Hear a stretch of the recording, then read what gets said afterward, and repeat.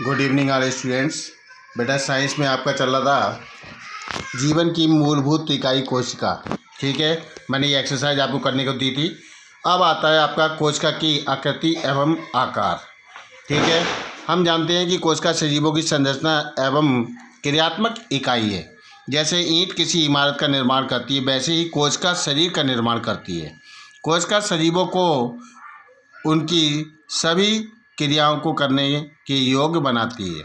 कोशिका में भी सभी क्रियाएं होती हैं जो एक जीवित जीव में होती है।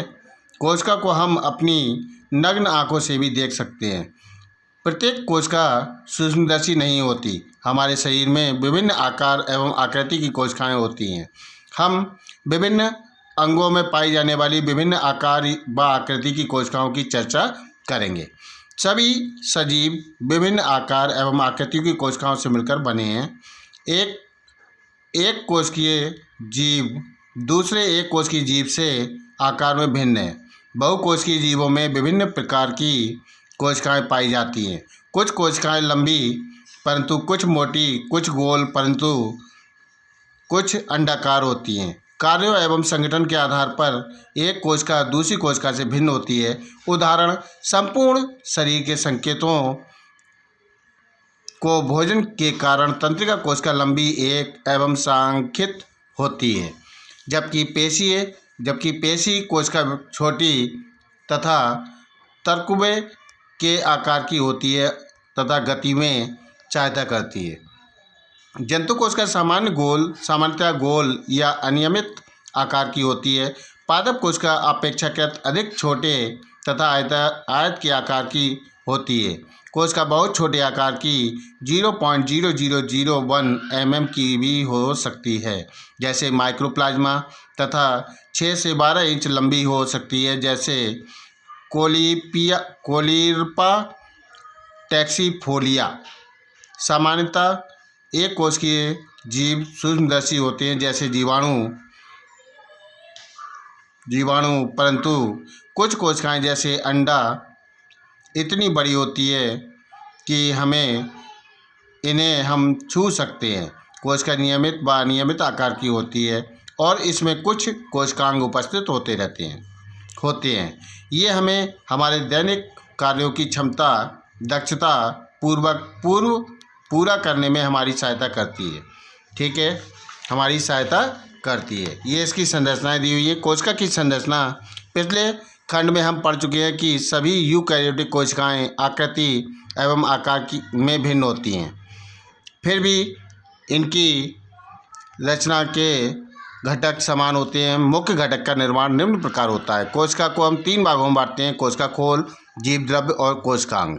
ठीक है, अब उसके बाद आता है कोशिका खोल, सेल, कोशिका खोल, कोशिका कवच। ठीक है, कोशिका के कवच को निम्न 2 भागों में विभाजित किया जाता है: कोशिका भित्ति और प्लाज्मा झिल्ली।